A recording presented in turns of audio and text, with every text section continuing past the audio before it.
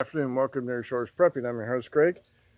Hey, I want to talk to you about things escalating as far as the Green New Deal, Agenda 2030, and all this other crap that's being pulled over on us. First off, Germany is finding out just what the Green New Deal is going to cost their citizenry by having Russia turn off the propane and the natural gas flowing into their country, as well as oil.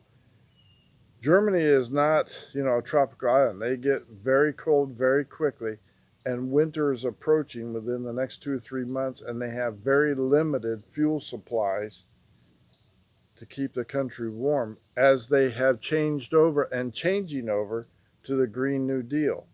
They have shut down their coal-fired plants, limited the amount of home heating oil that has come in, and now they're saying, uh-oh, because of our participation in supplying weaponry to Ukrainian people, Russia is retaliating by shutting off fuel to our country. What are we going to do?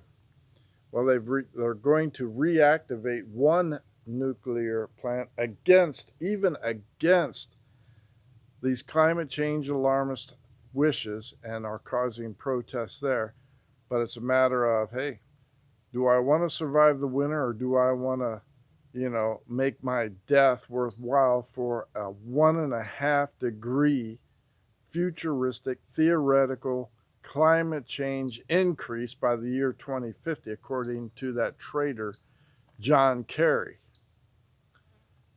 Australia is now also finding out how awful these climate change people are in elected office, and just how authoritarian they have become and are demanding.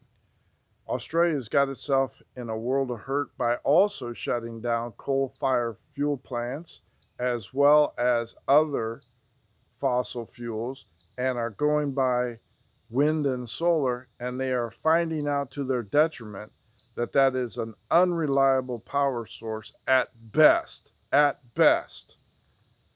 And now people are saying, wait a minute, we have brownouts, we have blackouts, and now you're saying that we can't turn up the heat in our house to stay warm because we have turned off fossil fuels in our country? And over the last 10 years, we've been making these sacrifices for what? Hello? They just had elections. They got a new prime minister who is committed, Anthony Albanese, who is committed to the Green New Deal, much like Joe Biden is, and says, nope, you can't turn up your thermostat. Here's where we have to have it to reach our goals of 40% carbon reduction. And other people in that country are far more extreme. They're saying, hey, you can't touch it at all, and we're going to make a 50% goal by the UN Agenda 2030. These climate freaks, the unhinged left, are demanding that people be cold, demanding that they eat less meat, real meat. And Australia is a huge cattle country, exporters of beef and sheep all around the world, but they're demanding these people be put out of business and retrained to grow green crops if they so choose. But that's not the worst of it.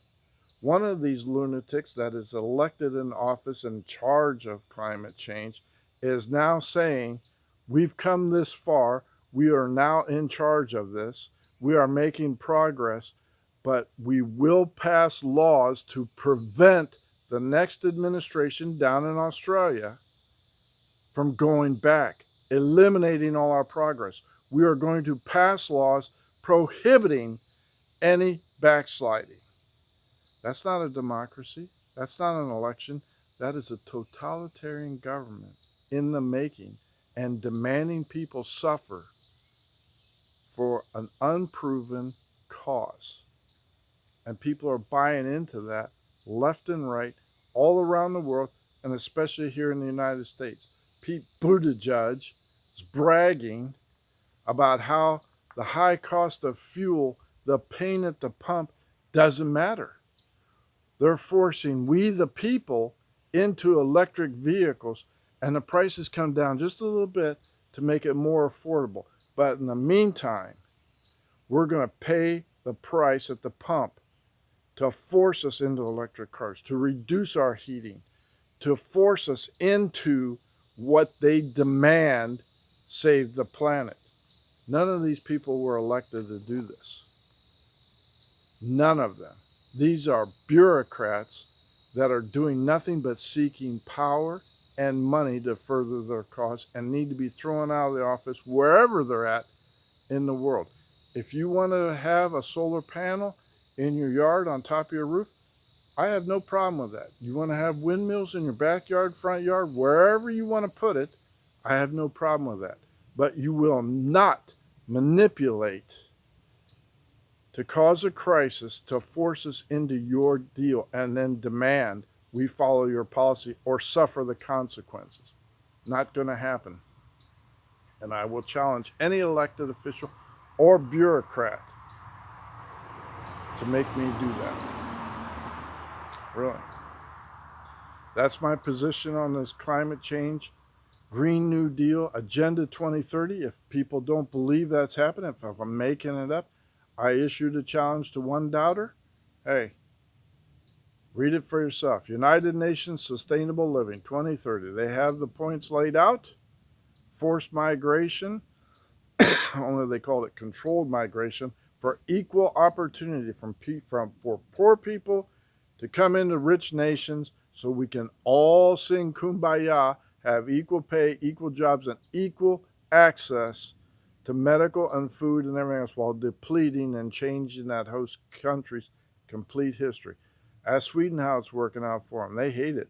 There are now more immigrants in Germany than natural Germans. That's how they change countries, folks. That's how they destroy our history. Think about it. Vote them out. Rob Portman's one of them. He's a coward. He's not running for re-election because he'd never do it again. But you have others, like this Tim Ryan, running for the U.S. Senate here in Ohio. He's a big climate change supporter and a power grabber nut job. Don't let him in. Thank you for liking and subscribing. Get yourself right with God.